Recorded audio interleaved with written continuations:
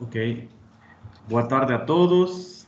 Agradeço pela presença. Temos muitos professores hoje, muitos convidados. Hoje é a professora Adriana Rodrigues da Silva, professora aqui da Universidade Federal de Uberlândia desde 2010. Ela fez o doutorado na Universidade Federal de Minas Gerais e vai apresentar agora um trabalho sobre geometria algébrica, né? Grau em geometria algébrica. A palavra está com você, professora Adriana. Obrigada, Vitor, pela apresentação, pelo convite. Obrigada a todos e todas que estão aqui. E vou começar compartilhando minha tela. Se qualquer coisa vocês não estiverem me ouvindo ou não estiver vendo alguma coisa, vocês me avisem.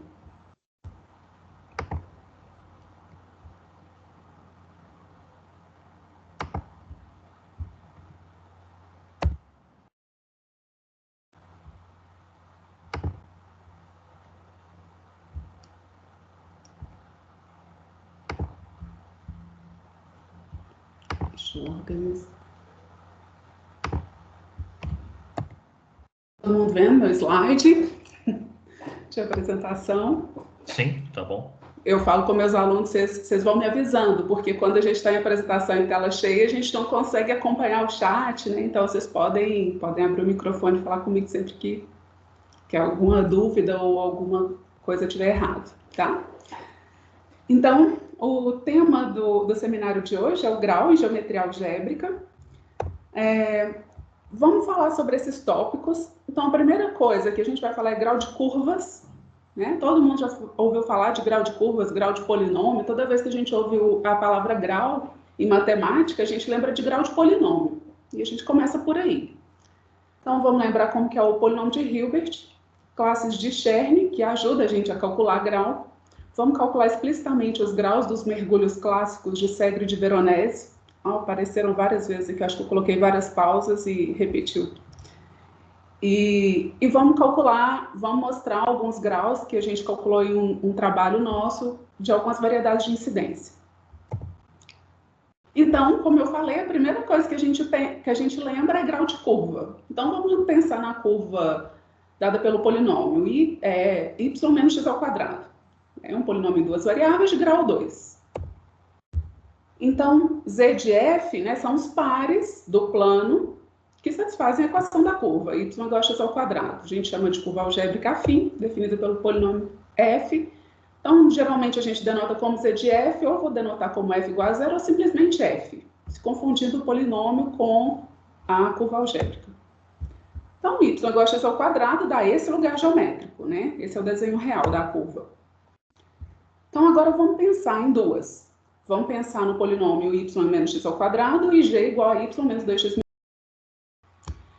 Então, um tem como lugar a parábola e o outro é a reta. A gente vê que os dois se intersectam em dois pontos. Então, quando a gente faz a continha, quer dizer que são os pares que satisfazem as duas equações simultaneamente. Então, são esses dois pontos na interseção. Ok. Vamos para outro exemplo. Se a gente tiver f igual a y menos x ao quadrado, o f nosso vai ser sempre esse, para a gente estudar os vários formatos. E g, dado pelo polinômio y menos 2x mais 1. Então, agora a gente está com essa situação, e a reta é tangente à parábola nesse ponto, no ponto 1, 1. Quando a gente vai calcular a interseção, acaba que a gente tem que resolver uma equação de segundo grau, que é um quadrado perfeito.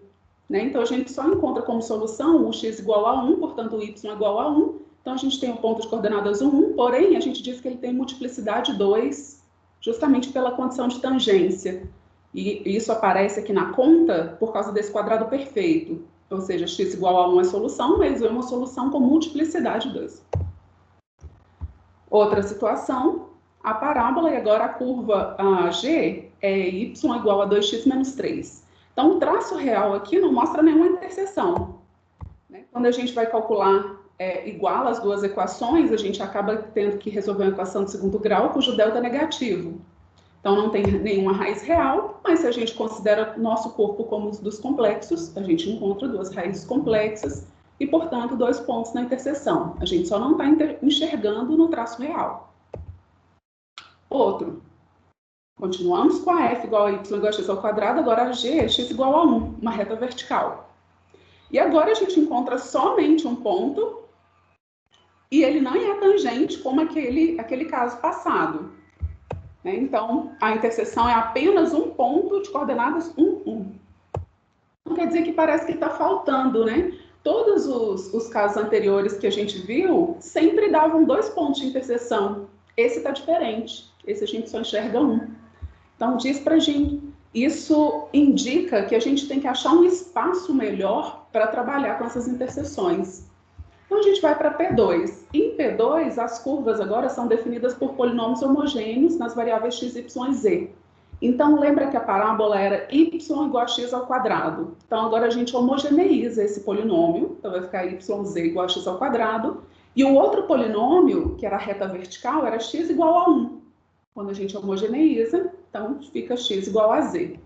Agora, quando a gente calcula a interseção desses dois, né, então vou fazer a substituição de z por x aqui na primeira equação. Então fica a equação yx menos x ao quadrado. Então dá esse produto igual a zero. Então as soluções são, já que x igual a z, então a gente tem ou x igual a zero. Então se x igual a zero, que é igual a z, o y é qualquer coisa, porém projetivo não pode ser zero. Então, aqui um representante é o y igual a 1, pode ser qualquer número não nulo, que é uma classe de equivalência. E a outra solução é quando o y é igual a x, já que o x era igual a z, quer dizer que todas as 3 coordenadas são iguais. Novamente, qualquer representante serve, mas a gente vai pegar o representante mais simples, são todas as coordenadas iguais a 1.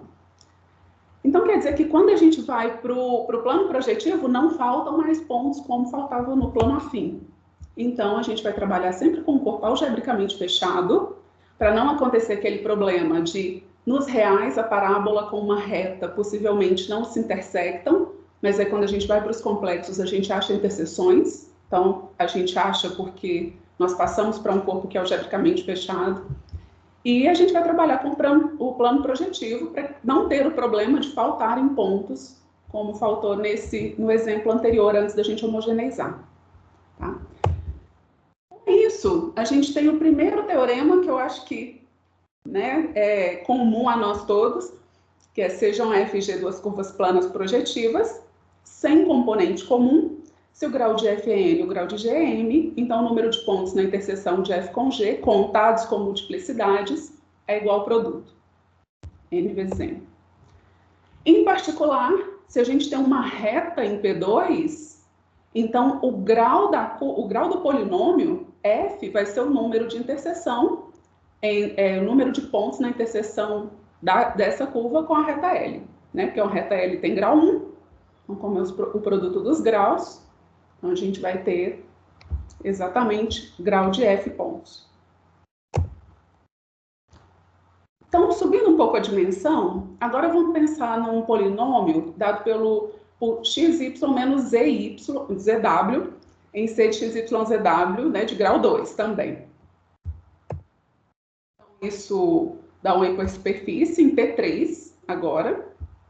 Se a gente tomar a reta dada pelas equações x igual a z igual a zero, se a gente substituir aqui na curva, né, no polinômio f, a gente vai achar identicamente nulo, ou seja, a reta está contida nessa hipersuperfície.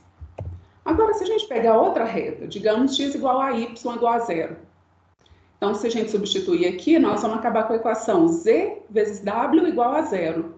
Então, a gente vai achar duas interseções, né? X igual a y igual a zero sempre, e uma vai ser z igual a zero, que é esse primeiro ponto, a outra w igual a zero, que é o último ponto.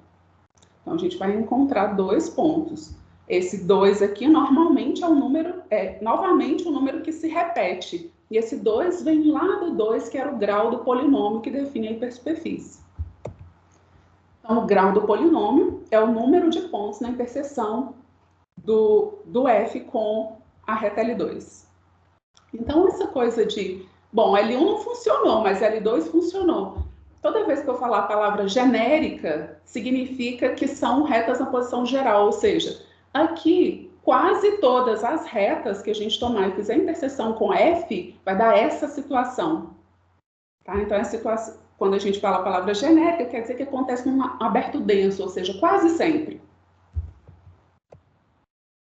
Então, em geral, um polinômio de grau D, nas variáveis x0 até xn, homogêneo para ser projetivo, define uma hipersuperfície em Pn, L é uma reta genérica, como eu acabei de falar, então L é definida por n-1 equações lineares independentes, e o grau do polinômio f vai ser o número de pontos na interseção de f com L.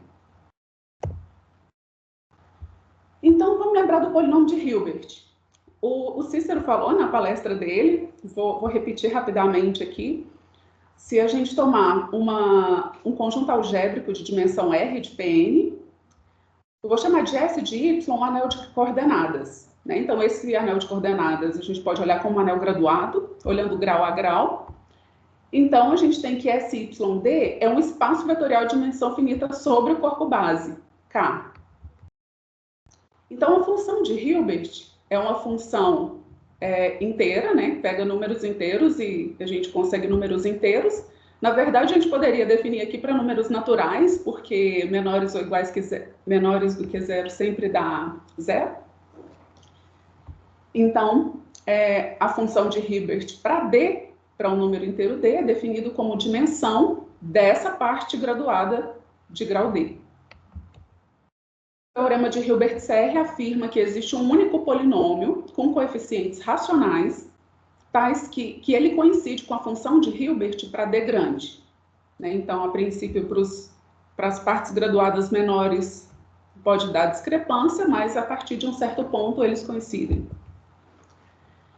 Então, P de Y, que a gente chama de polinômio de Hilbert, a dimensão desse conjunto algébrico Y, né, que eu chamei aqui de R, é justamente o grau do polinômio de Hilbert. E o grau do conjunto algébrico, né, o grau de Y, é R fatorial vezes o coeficiente líder do polinômio de Hilbert, P de Y. Então, vamos fazer dois exemplos simplesinhos. Vamos considerar a variedade Pn. Então, o anel de coordenadas é todo o anel de polinômios. A função de Hilbert para D são todos os polinômios homogêneos de grau D nas variáveis x0 até xn. Usando combinatória simples, a gente acha que esse número é D mais N tomados N a N. Então, só vamos abrir esse binomial. Então, a função de Hilbert em D é D mais N vezes D mais N menos 1 até D mais 1, dividido por N fatorial, né? Cancelamos o D fatorial aqui. Então, isso é um polinômio na variável D. Percebam que aqui a gente tem N fatores exatamente, então quer dizer que o grau desse polinômio é N. E o coeficiente líder é o coeficiente do D elevado a N. É justamente 1 sobre N fatorial. Então, quer dizer que o grau desse polinômio é N, isso dá a dimensão da nossa variedade. No caso X, no caso Pn, então a dimensão de Pn é N. E o grau de Pn é N fatorial, né, que é a dimensão fatorial, vezes o coeficiente líder, que é 1 sobre N fatorial. Então, o grau de Pn é 1. Outro exemplo, um pouco mais interessante.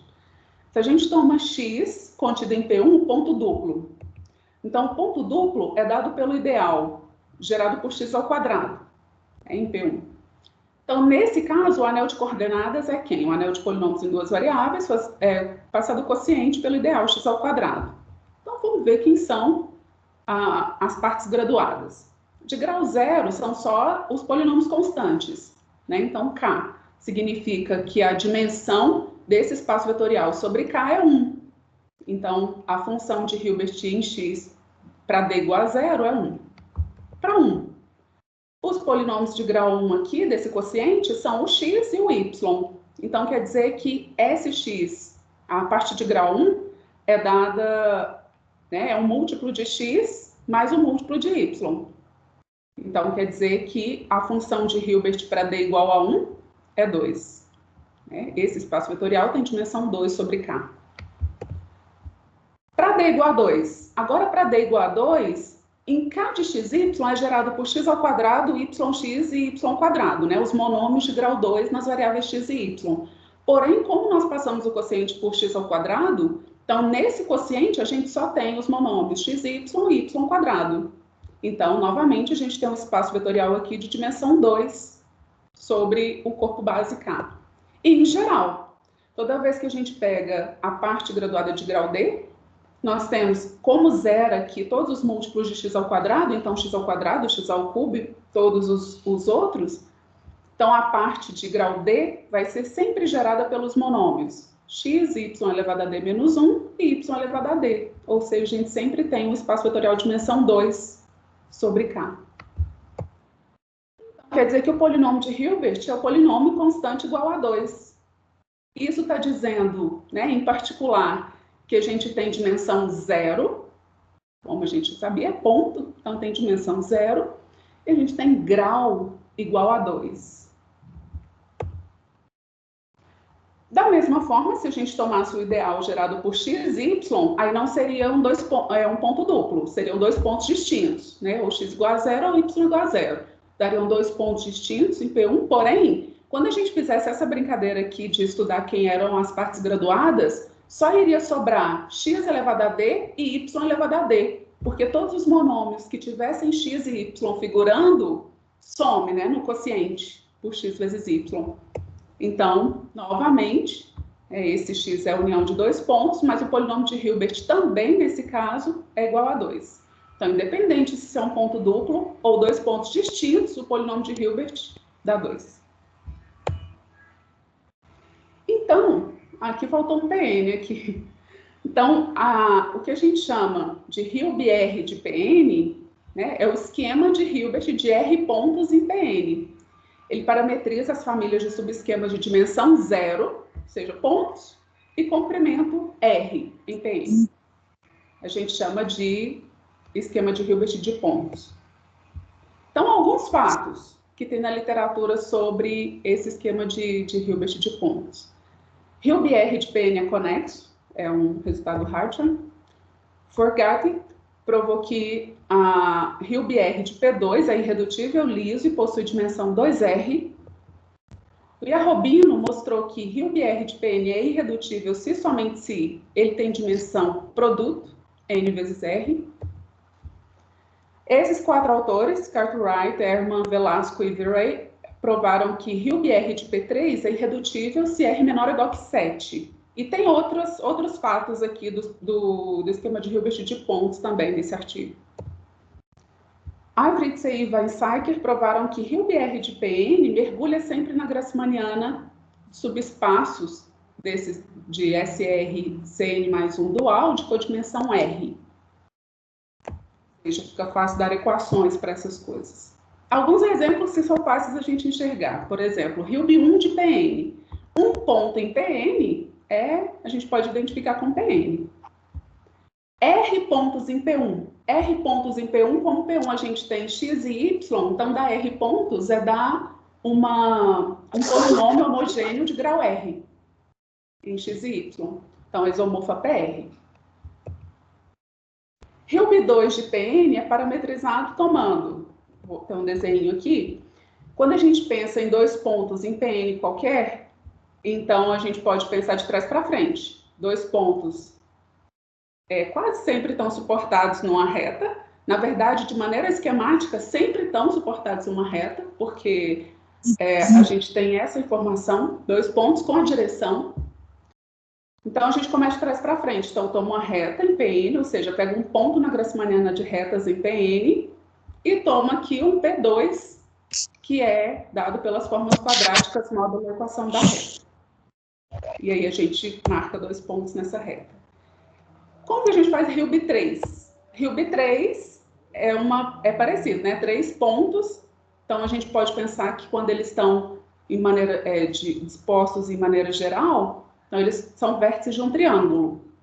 Então, a gente pega duas retas coincidentes, incidentes num ponto, um vértice desse triângulo, pega uma forma linear para marcar um segundo ponto em uma das retas, pega outra forma linear para marcar um outro ponto na segunda reta.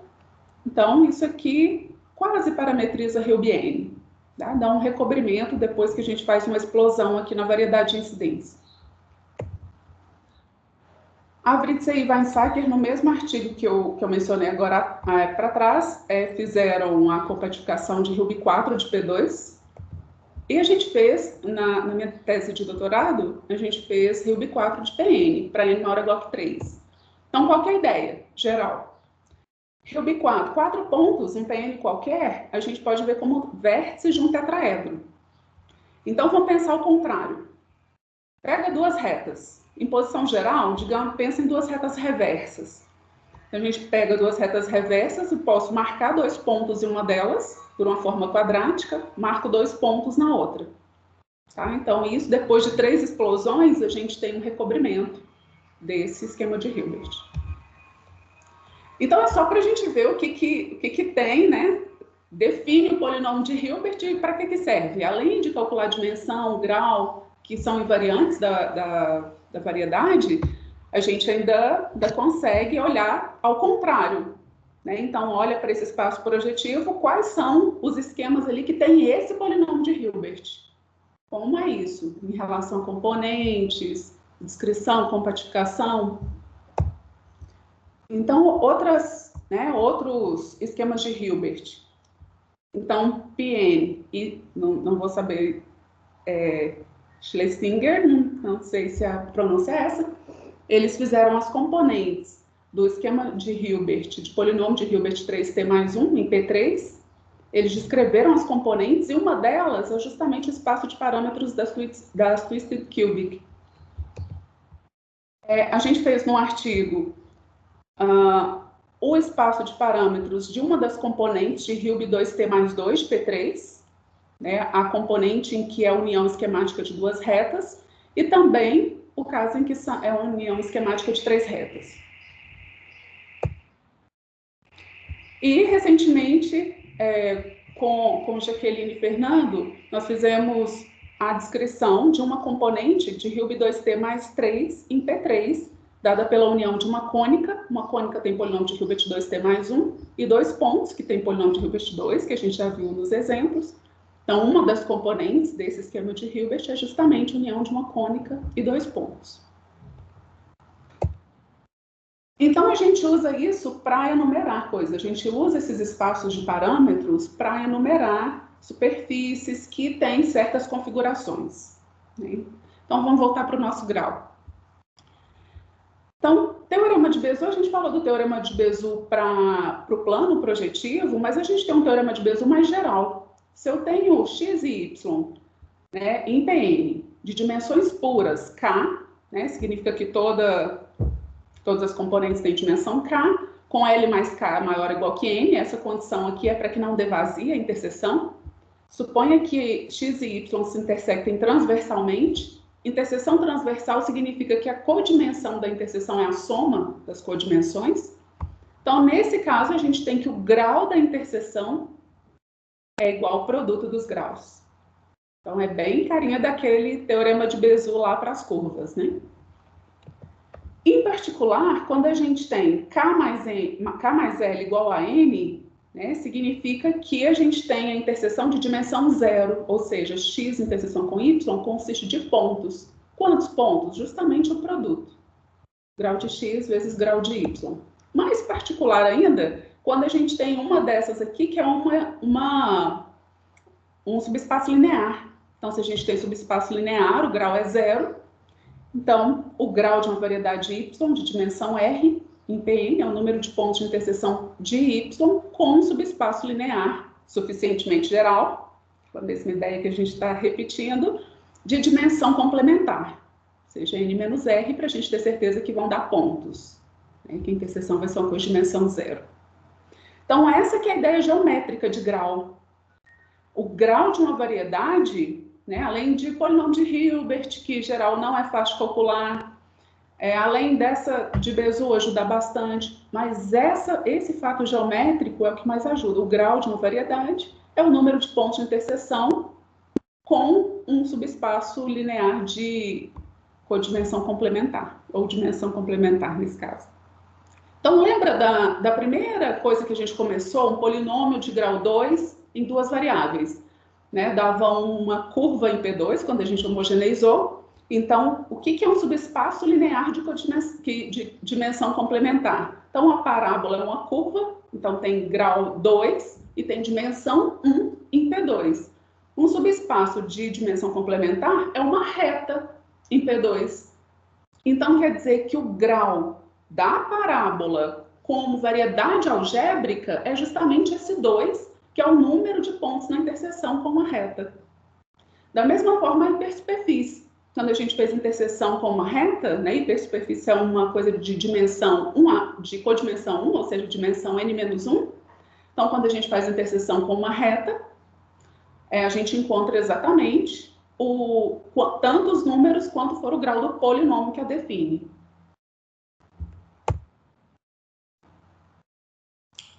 Agora vamos ver um pouco de classe de Chern, que é o que ajuda a gente a calcular o grau, olhando para essa coisa de fazer interseção com hiperplano, né, com subespaço linear de dimensão complementar.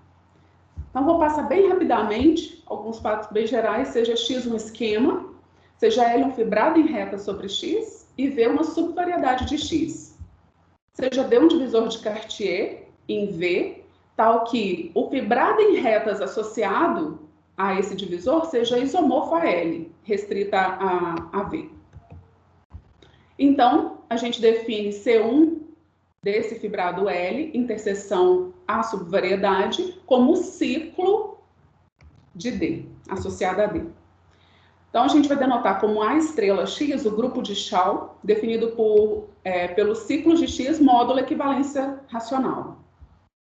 Tirando os ciclos zeros menos polos de funções racionais. Então, a gente define o operador primeira classe de Chern, né, um operador no grupo de Chau, como eu pego um ciclo aqui no anel de Chau de X e levo para C1 de L interseção com Z, ou seja, a soma de MI, C1 de L interseção VI, como a gente fez aqui em cima. Propriedades. Então, sejam X, uma variedade de dimensão N, D um divisor de Cartier em X. Então, nós temos que a primeira classe de Chern do fibrado OD, interseção ciclo de X, é igual ao ciclo associado ao divisor D. Se nós temos LM fibrados em reta sobre X, então o produto tensorial dos dois continua sendo um fibrado em retas. Então, quando a gente faz a primeira classe de Chern desse produto tensorial, é a soma das classes de Chern. É C1 de L mais C1 de M. Se nós temos um mapa de X' em X que seja um morfismo plano, então, para cada Z no grupo de Chau de X, né, então um ciclo aqui em X, então vale que, bom, essa é como que a gente pode passar de uma variedade para outra. Então, a gente pode fazer a primeira classe de Chern de L interseção com esse ciclo Z, tudo aqui em X. E eu faço F estrela, ou seja, isso aqui é o pullback, né? A gente pode fazer o pullback por morfismo plano, sempre é o ciclo da imagem inversa. Então, a gente traz essa conta aqui para um ciclo aqui em X', quando a gente aplica pullback.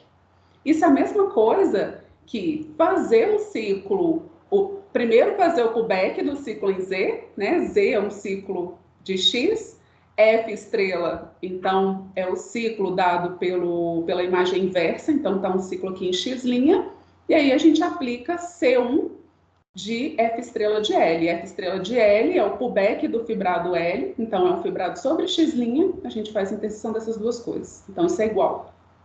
Então eu posso calcular de lá ou daqui se eu tiver um morfismo plano, assim que a gente consegue passar de uma variedade para outra. A fórmula de projeção também faz essa mudança. Se eu tenho agora um morfismo próprio de X' em X, então, se eu tenho um ciclo Z' aqui no anel de Chau de X', eu posso fazer L continua sendo um fibrado em retas em X, quando eu faço P estrela, né, o pullback desse fibrado em retas, eu tenho um fibrado em retas em X', é o P estrela de L, e aí quando a gente faz a interseção disso e aplica P estrela embaixo, P estrela embaixo é o contrário do pullback, né? P estrela embaixo por morfismo próprio, vai dar o grau do mapa, o grau desse mapa F, vezes o ciclo associado a P, a imagem desse ciclo aqui que está dentro. Tá? Tem essa correção do grau do mapa. Então, fazer isso é a mesma coisa que faço P estrela de Z', P estrela embaixo, não é por back, né? Imagem por morfismo próprio, tô jogando para frente, push forward. Então, quando a gente faz P estrela de Z', então eu trago para um ciclo em X, e aí eu faço a interseção com C1 de L. Então, essas duas propriedades fazem com que a gente mude de uma variedade para outra. Uma proposição é que X se chama uma subvariedade fechada de dimensão K e grau D em Pn. Se H é a primeira classe de Chern de O1, O1 é o fibrado em retas, cujas seções globais são, por exemplo, hipersuperfícies de grau 1. Seções globais são quocientes de polinômios onde o grau do de cima é 1 a mais do que o grau do de baixo.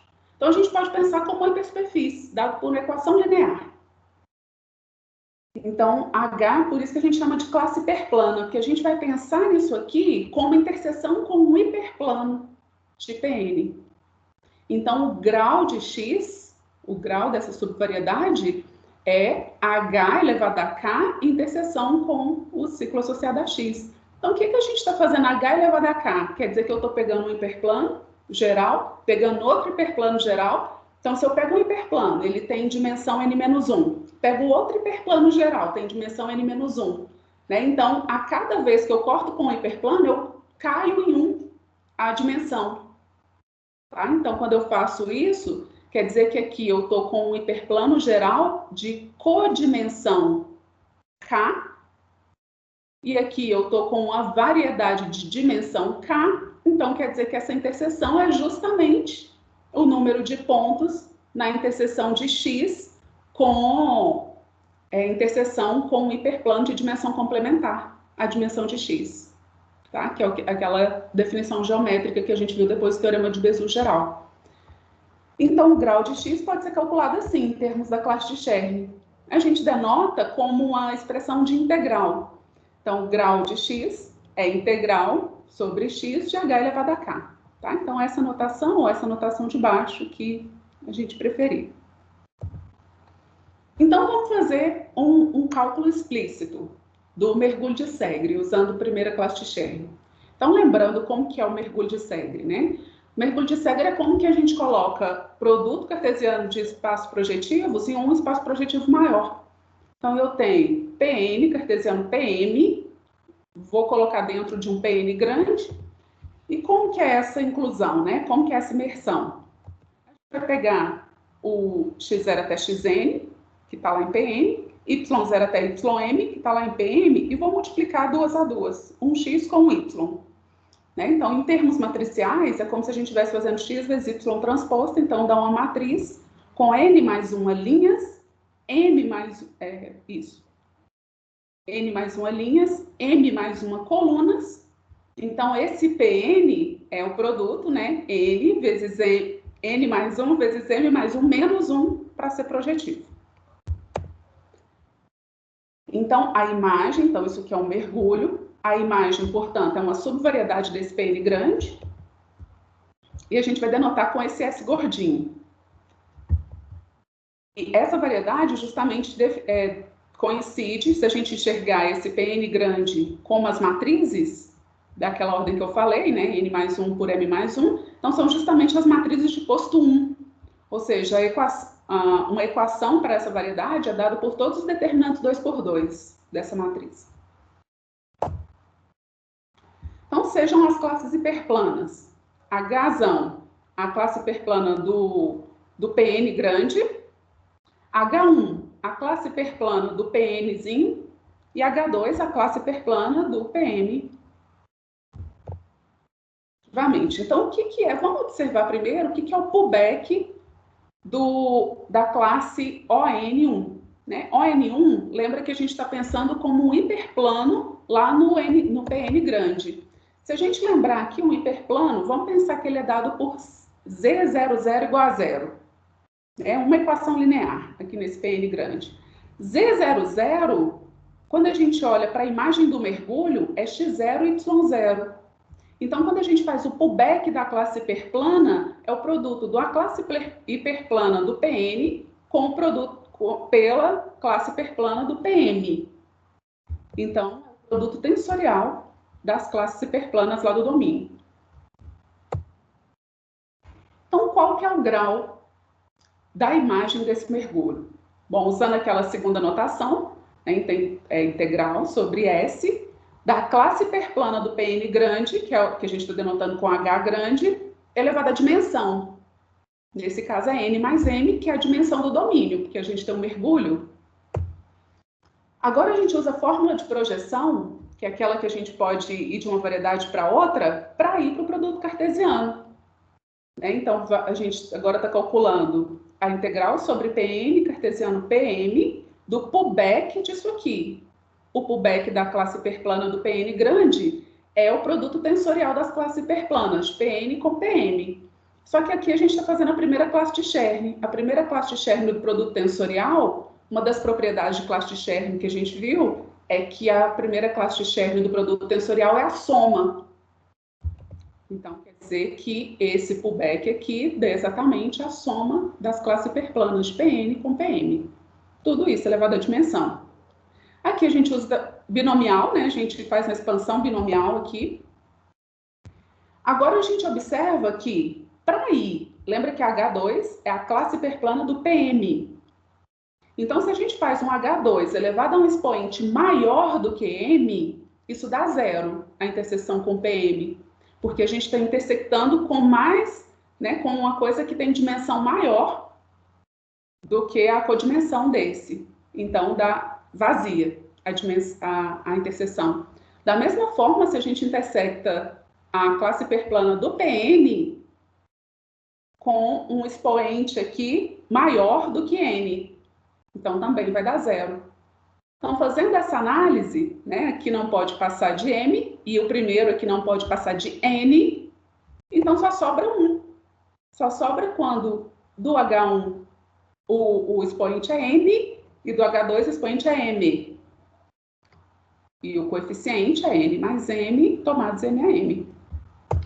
Por uma propriedade de classe de Chern, que é tipo Fubini, né, que a gente pode escrever a integral de um produto cartesiano como produto das integrais, então isso fica N mais M tomados M a M, vezes a integral sobre Pn de algum H1 elevado a N, e isso aqui, se vocês lembrarem lá do grau de Pn, é exatamente o grau de Pn que a gente calculou, que é 1. Da mesma forma, esse segundo aqui, integral de Pm contra H2 elevado a M, é 1 também, que é o grau do PM. Então, dá só esse binomial. E isso é o grau do mergulho de Segre. Vamos fazer onde a gente aplica esse mergulho de Segre apareceu, numa continha aí. Então, vamos pensar na variedade algébrica dada pelos pares de matrizes AB, né, N por N, comutantes. AB igual a BA. A gente sabe que nem todo par comuta, mas as que comutam satisfazem algumas equações homogêneas, então dá uma variedade algébrica. É uma variedade de fato, isso é irredutível, e a dimensão é n ao quadrado mais n menos 1. Faço calcular essa dimensão. Então, a gente denota como VSL os pares comutantes onde o traço de A e o traço de B são nulos. Então, quer dizer que a gente está cortando com dois hiperplanos, né? Traço de uma matriz igual a zero dá um hiperplano, traço da outra matriz dá zero dá outro hiperplano. Então, a dimensão aqui vai cair de 2. Então, a dimensão dessa variedade é n ao quadrado mais n menos 3, porém, essas condições são transversais, ou seja, o grau não muda. O grau de V é igual ao grau de VSL. Então, vamos ver um caso simples, para n igual a 2. Para n igual a 2, a gente tem a dimensão igual a 3, né, que é só substituir aqui n por 2.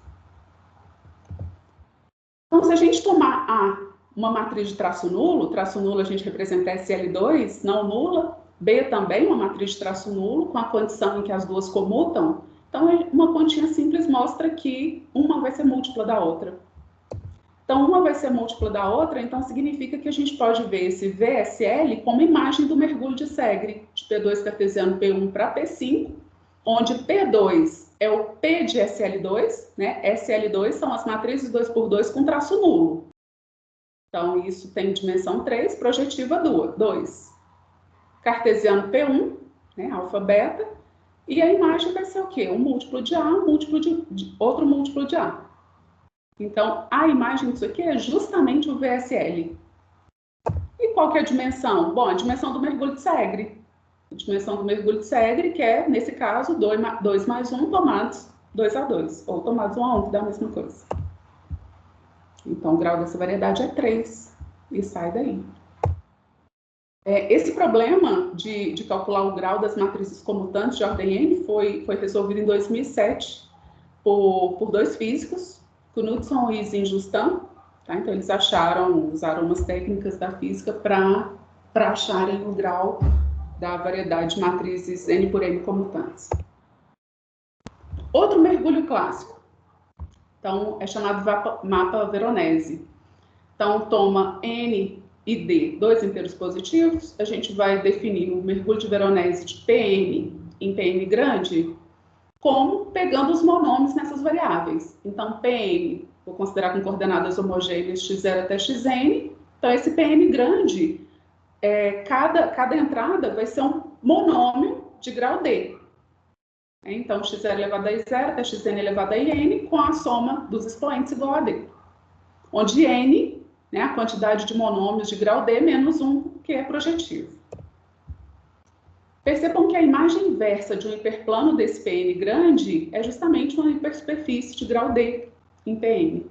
Né? Se a gente toma por exemplo, a primeira coordenada mais a segunda coordenada, que é um hiperplano aqui de Pn grande, né, já vai dar uma hipersuperfície.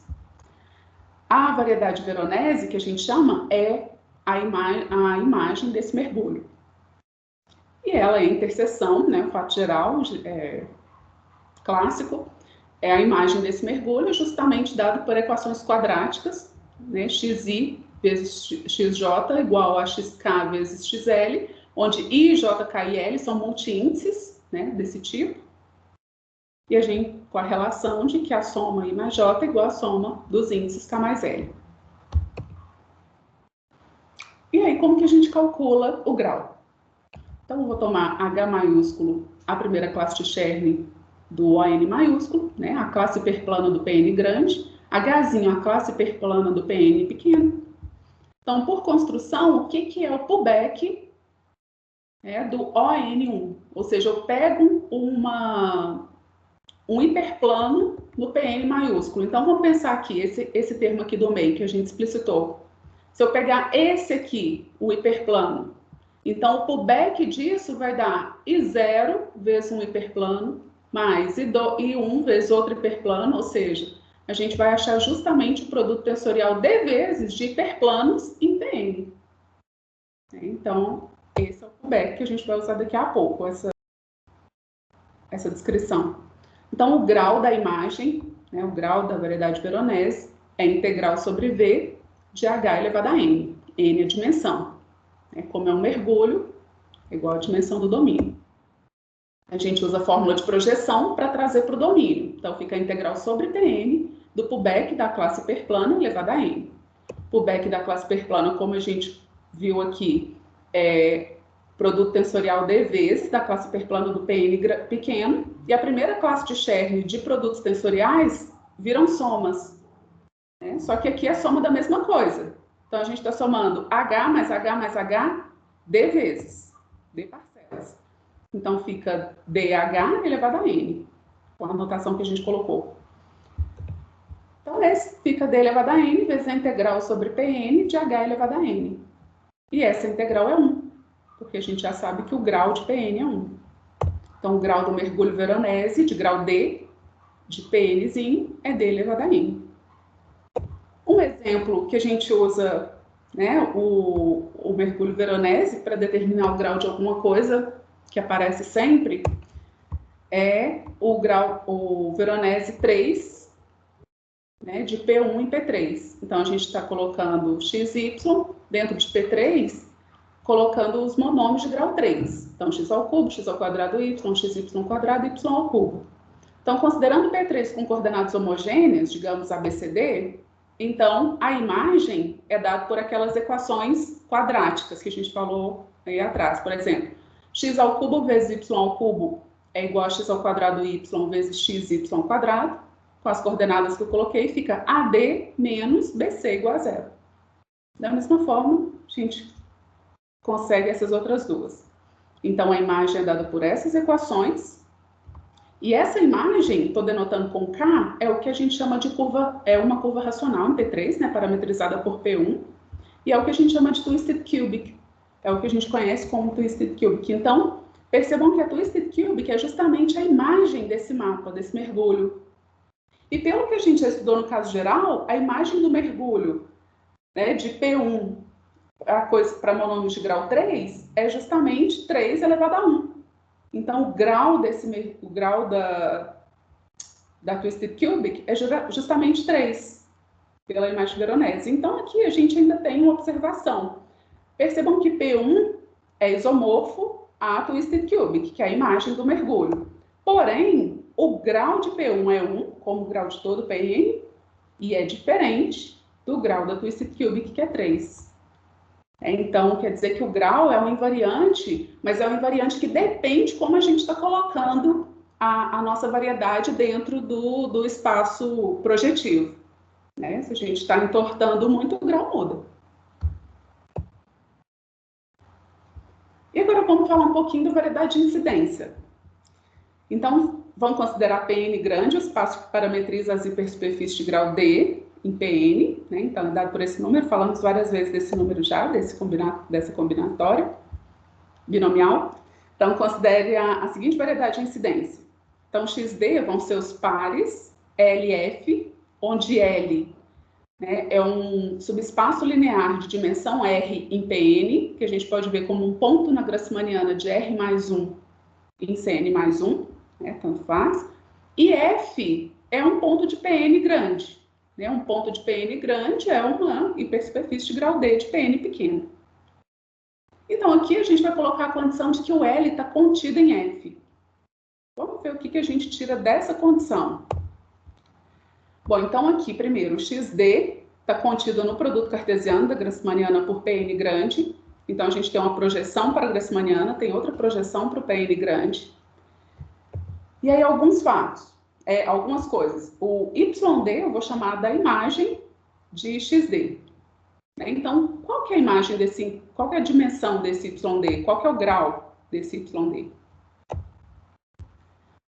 A reta está contida na hipersuperfície, significa que a dimensão é menor ou igual. A dimensão aqui eu estou chamando de L, reta, o subespaço linear. Então, o subespaço linear com dimensão R quer dizer que é menor ou igual que R menos 1, né? Claro que não cabe um subespaço de dimensão maior. Em P2, por exemplo, se a gente tem uma curva de grau D, contém uma reta somente se a reta for um fator do polinômio. Ou seja, só se ela for redutível. Em geral, se a gente tiver uma hipersuperfície não singular, em PN, ela contém subespaços lineares de dimensão no máximo R, onde esse R é menor do que N sobre 2. Então, ou seja, em PN, irredutível, não tem nenhum subespaço linear. Começa a partir de 3. Um resultado de Harris diz que se a gente tem L, um ponto da Grassmanniana de R mais 1 subespaço linear em CN mais 1, a fibra por aquele P1, que era a primeira projeção, tem dimensão projetiva N menos esse binomial de D mais R tomados DAD. Então, a dimensão de XN, lembra que XD tem um mapa para a Grassmanniana. A Grassmanniana tem como dimensão R mais 1 vezes N menos R. A dimensão da fibra, por esse resultado do Harris, é N menos esse binomial. Então, a dimensão de XD é a soma.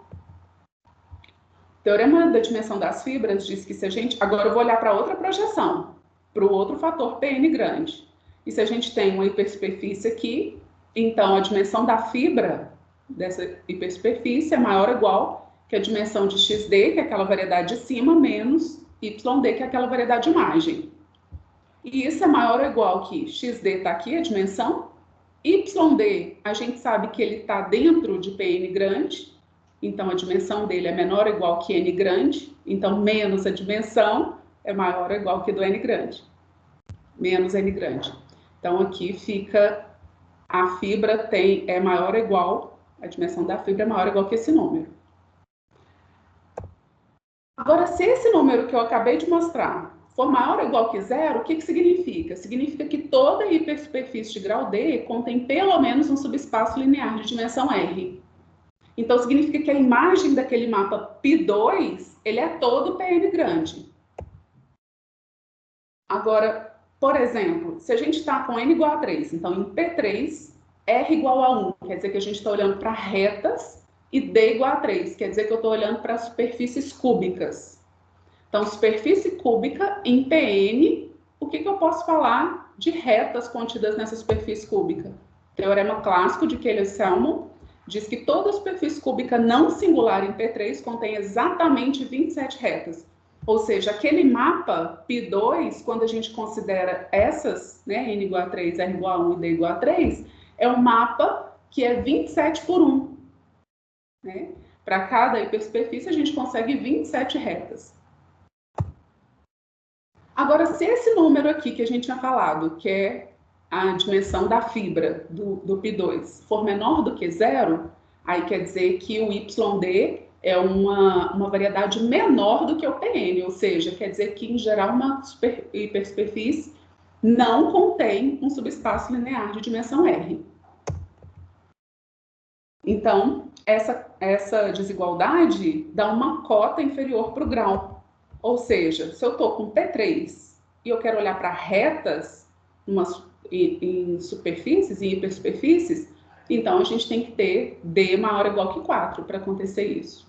Ou seja, para que nem toda hipersuperfície contenha retas, mas as que contêm, qual que é o grau? Essa que é a pergunta. Se a gente está em P4 e eu estou olhando para retas, então eu vou ter D maior ou igual que 6. N igual a 5, a gente vai, para retas, a gente vai achar D maior ou igual que 8, grau maior ou igual que 8. E se a gente, em P5, a gente ainda pode considerar planos, né? Espaço linear de dimensão 2. Então, se a gente tem planos, quer dizer que a gente tem que considerar hipersuperfície de grau maior ou igual que 4. Então, por exemplo, se eu estou com R igual a 1, N igual a 3. Então, P3, estou olhando para retas dentro da hipersuperfície.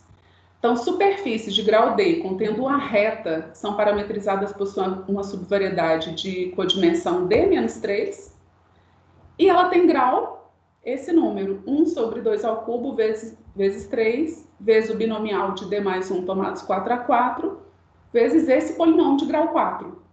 Né? Como que a gente faz? A gente faz para D igual a 4, acha o número, faz para D igual a 5, acha o número, e aí depois a gente usa um teorema mais geral para ver qual que é o limite desse grau e usa a interpolação polinomial. Aí a gente consegue achar o grau. Então, por exemplo, aqui a gente começa a partir de 4, porque é a partir de 4 que nem toda a hipersuperfície contém reta. Porém, a gente pode substituir esse polinômio aqui, o D por 3. Né? Não tem nada que impede a gente fazer isso. E quando a gente substitui o D por 3, esse polinômio aqui retorna para a gente 27, que confirma o caso de 27 retas. Né? Ou seja, o grau daquele mapa lá, P2. E para duas? Então, para uma reta, beleza, a gente acabou de conseguir uma fórmula. E para duas retas? Então, eu vou representar com L1 mais L2 o par de retas, né? Então, G', esse G' para a gente é a compactificação da componente RILB2T mais 2, em P3, cujo membro geral é a união esquemática de duas retas. Então, aqui a gente vai ler assim, essa XD. Duas retas, vírgula, hipersuperfície, tais que as duas retas estão contidas nessa hipersuperfície. Essa aqui é a variedade de incidência XD. Então, a gente vai fazer a mesma coisa que fizemos para uma reta. Tem a projeção para a G', né, que genericamente representa duas retas. E aqui tem a outra projeção, cuja imagem é YD e está contido no espaço que parametriza as hipersuperfícies de grau D, em P3. Então, para cada L1 mais L2 aqui em G', a gente tem a fibra, π1 menos 1 de L1 mais L2, possui dimensão projetiva N menos 2 vezes D mais 1. Né? Percebam que 2 vezes D mais 1 tem a ver justamente com o polinômio de Hilbert. Logo, a dimensão do XD é a soma, né, da dimensão da variedade base com a dimensão da fibra, então dá N menos 2D mais 6. E aí, YD, igualzinho no caso de uma reta, vai ser a imagem, por π2. Aí a gente calculou o grau de YD, que dá um bocado de contas, né? Porque o grau aqui, a gente volta aqui para XD por aquelas propriedades que você troca a variedade, e depois você vai descendo. Nesse caso, a gente usou fórmula de resíduos de Bott, porque nós precisamos de fazer uma explosão para chegar nesse G'. Toda vez que a gente faz uma explosão, a gente tem descrições locais. Então, a gente não tem a descrição de G' de uma forma global, né? Então, só tem em cada aberto, a gente sabe da descrição, e, portanto, a descrição em pontos fixos. Então, a gente usa a fórmula de resíduos de Bott, que fala para a gente como que a gente troca o cálculo do grau geral por uma soma. E aí, nesse caso, a gente fez a mesma coisa, calculou o grau para D pequenos, achamos um limitante para o grau, fizemos a interpolação e achamos um polinômio. Então, o grau das hipersuperfícies de grau D, contendo duas retas, é 1 sobre 2 elevado a 2 vezes 3 ao cubo vezes 5, vezes binomial de D 3A3, vezes esse polinômio de grau 13. Em particular, se D igual a 3 dá 216, 4 dá 35.640 e assim vai. A gente olha isso aqui, até acha que não é um polinômio, né? Não vai dar números inteiros, né? Mas dá. Por último, superfície contém 3 retas, mesma coisa. Só que aí o espaço de parâmetros, né? O último de 2 retas a gente chamou de G', que é uma compactificação de uma componente do esquema de Hilbert 2T mais 2 em P3. Aqui vai ser uma compactificação do esquema de Hilbert 3T mais 3 em P3. Então, tem uma conta, tem mais explosões a serem feitas, mas a estratégia é a mesma. Então, isso dá uma variedade de dimensão 3D menos 9, codimensão 3D menos 9, e o grau é dado por essa fórmula enorme. 1 sobre esse número aqui, vezes o binomial D menos 1, 2A2, vezes o polinômio de grau 22. Então, a gente também obteve fórmula para a superfície contendo uma cônica e uma twisted cubic. Com algumas questões naturais. E superfície contendo mais retas? Né? A gente fez até 3, e 4, e 5, em um espaço de dimensão maior. Superfície contendo subespaços lineares de dimensões maiores. Né? Como que a gente faz essa conta? Superfície contendo outras configurações. Por exemplo, aqui eu comentei da cônica e da twisted cubic, um trabalho que eu mencionei mais cedo, que a gente fez uma compactificação de uma componente de Hilbert 2T mais 3 em P3, quer dizer, cônica e 2 pontos. Agora estamos trabalhando para a gente achar o grau das hipersuperfícies que contém essa configuração. Então, você pensa a configuração geométrica que você mais gosta, desde que você consiga parametrizar esse espaço. E aí, parametrizar esse espaço, a gente acaba com o problema de determinar geometria e compactificação de esquemas de Hilbert. Então, esquemas de Hilbert tem um monte de coisa para ser feita, né? Sobre as componentes, sobre compactificação, que é a descrição geométrica de cada componente, dimensão de cada componente, regularidade, e por aí vai. Tem uma indústria. E é isso que eu queria falar para vocês, as referências de teoria de interseção. Fulton aqui no Gatman, essa é uma referência bem bacana, gosto muito. Tem tanto as coisas básicas, geometria algébrica, e também tem essas coisas de teoria de interseção. O livro do Israel, de classes características em geometria algébrica. muito bem escrito. Do Harris, que tem muita questão enumerativa, respostas e perguntas, né? Muitos problemas propostos também tem aqui. E esse artigo, essas últimas contas, que eu mostrei só essas fórmulas, estão nesse artigo aqui, que a gente fez, Alberto, Israel, Fernando e eu, a gente fez em 2013, então a gente obteve a fórmula para hipersuperfície em P3, contendo uma reta, duas retas, três retas, cônica e twisted cubic. E é isso. Muito obrigado, Adriana.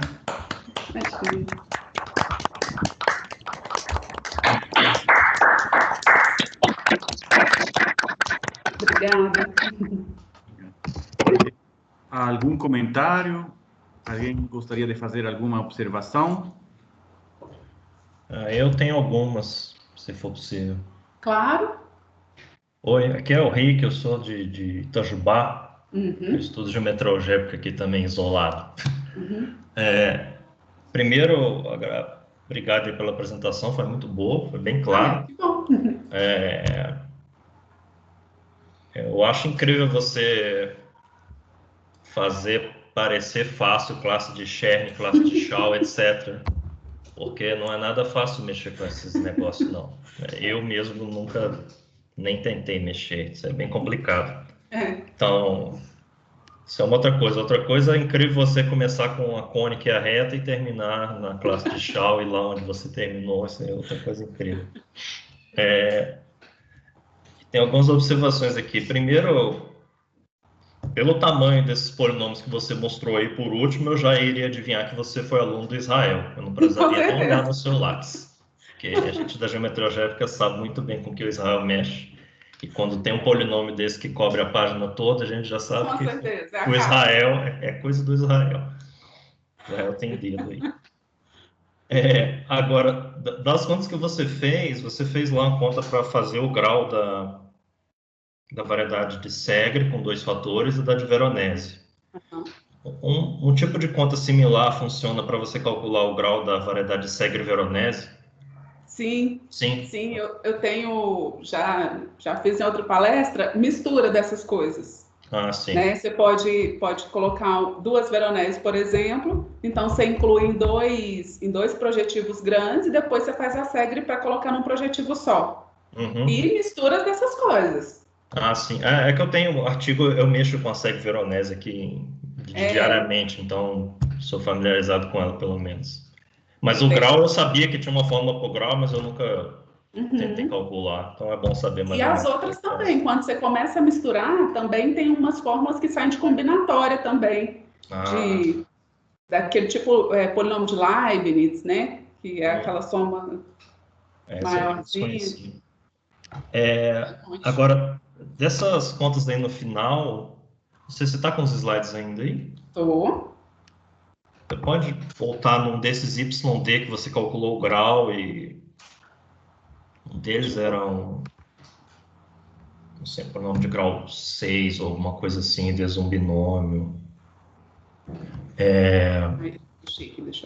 Bem, enquanto carrega,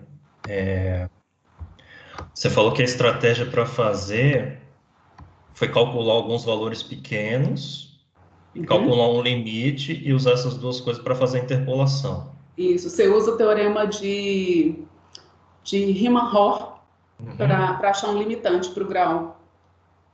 Então, o teorema de Riemann-Roch... limite para o grau do polinômio? Um limitante para o grau do polinômio. Tá. Então, sabendo o grau do polinômio, você sabe quantos valores você precisa calcular para... Exatamente. Você acha aquele tanto mais um, né? O grau mais um e faz a interpolação. Mas esse tanto, nesses casos que você apresentou, não é só 3 valores igual você apresentou. Você vai precisar de uns 10, 20 valores. Então, o grau do polinômio, geralmente, o teorema de Riemann-Roch dá como limitante 3 vezes a dimensão da variedade. Só que, normalmente, a gente acha um polinômio de grau menor. Mas, assim, a gente já tendo limitante é bacana porque a gente sabe que precisa achar um número finito de valores, né? Mas vamos dizer, o computador dá conta de fazer a conta até esse lugar onde você faz? Tipo, se sei lá, a variedade tivesse o dobro da dimensão, alguma coisa assim, o computador dava conta do mesmo jeito? Sim, a gente usa Singular. A gente usa Singular e essas contas em particular a gente fez todas aplicando a fórmula de resíduos de Bott. Como eu disse, para a gente fazer essa compactificação daquela variedade de duas retas, três retas, então a gente não tem uma variedade explícita, né? Então, para achar uma compactificação, a gente tem uma descrição no aberto, a gente vai fazendo explosão para achar né, uma variedade com a qual a gente sabe como que é um membro genérico, e aí a gente aplica a teoria de interseção. Mas aí, como nós não temos uma descrição global dessa variedade depois que a gente faz as explosões, então a gente só conhece nos abertos. Então a gente faz a fórmula de pontos fixos. Muito bem. Não, essa parte eu desconheço, não adianta muito você explicar que eu não vou entender, mas entendi vagamente o que você está fazendo. Aí, por exemplo, grau 22 mais o pedacinho lá do D, aí é isso. 16, né? Isso. Porque... Grau 22 mais 16, mas aqui, se eu não me engano, o teorema de Riemann-Roch Riemann-Roch-Heisenberg, né? Que é esse geral mais aqui. geral. Esse aí eu só sei de ouvir falar, não tenho coragem de mexer nisso, não. E é potente. Eu sei. Ele dá bem mais do que a gente achou aqui no grau, mas... Então, a gente suspeita que tem, né, que tem uma explicação para que a gente ache um limitante menor, mas ainda a gente só conseguiu o limitante dado lá por Riemann-Roch, que aí depois não dá todo aquele grau, mas não tem problema, né? As últimas lá aparecem nulas, os coeficientes. Entendi. Era isso, obrigado.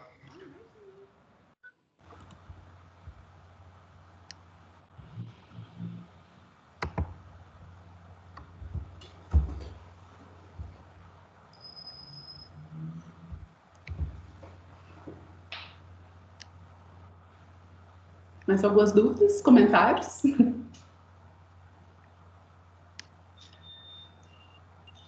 Vitor, seu microfone está desligado. Obrigado, Guilherme. Mais alguma dúvida? Algum comentário? Se não, vamos agradecer novamente a Adriana.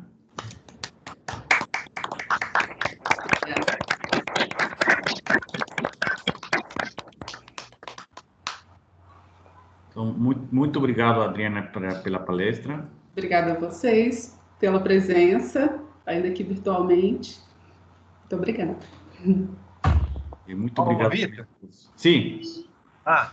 Primeiro aí, parabéns para a Adriana aí, legal. E lembrar o pessoal do canal. Lembra aí do canal do YouTube, que a palestra vai estar lá, e as outras palestras também. É verdade, desculpem. Então, só para informar todo mundo, como o Guilherme falou, nós temos um canal, o canal aqui da FAMAT, de álgebra. Nesse canal estará a palestra da Adriana, em breve, né? Assim como estão todas as outras palestras, caso vocês queiram vê-las, né? Se inscreve lá, dá um joinha e ativa Isso aí. Qual é o nome do canal?